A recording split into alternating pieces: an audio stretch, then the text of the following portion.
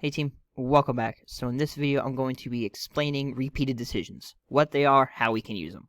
Alright, so I'm going to go new project, word blocks, call it repeated decisions, create. And I'll make a super easy decision for us. So I'm going to set my moving motors, set my speed, and have a 1 second wait block. And then I'm going to do a super short if-then statement. If the color sensor senses red,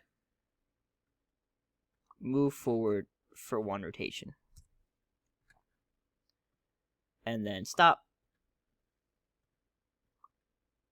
And I'll put a 1 second wait block in there. It's good practice. So when the program starts, set my moving motor, set my speed, wait 1 second. If the color sensor senses red, then it's going to move forward for 1 rotation, stop and wait, exit program. All right, the issue with this is if you do not have something red directly underneath it, it's not going to work, right? So if you hit go and then it gets to this part of the code and there's not red underneath it, the program's going to end, right? Because that condition wasn't met, right? But if you were taking your time and putting red in front of it, you were trying to actually show it red and you didn't get there in time, it's not going to work and you think your program is going to be wrong.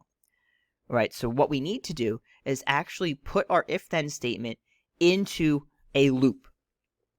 So if I use this forever loop right here, for example, take out the stop and exit program, right? It's going to be checking this condition forever. Right, so it's going to constantly be checking to see if the color sensor senses red. Right, so it's going to, when program starts, set moving motor, set speed, wait. And then automatically it's going to check if it's red. If it is, awesome. Move forward, stop, wait, and then it's going to check again, right? It's going to constantly be checking what is in the if-then statement or the if-then-else statement. However, it's super important, it's going to check this condition and it's going to tell it to do something, but it's not going to be repeated, right? This decision is not going to be repeated, or whatever you told it to do is not going to be repeated until after this last block inside the if-then statement, right? So if you had a bunch of things in here, you move forward, stop, and wait, right? Maybe you have it turn around and then stop and wait. Right, it's not going to check this condition again until after this block. So if I put this back in the forever loop, if it's red, then it's going to move forward, stop, wait, turn, stop, and wait.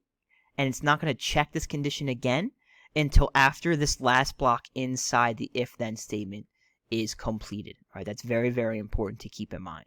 All right, so that really is a repeated decision in a nutshell.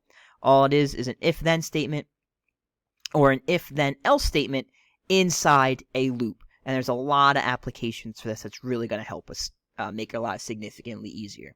All right? Hope that helps. Good luck.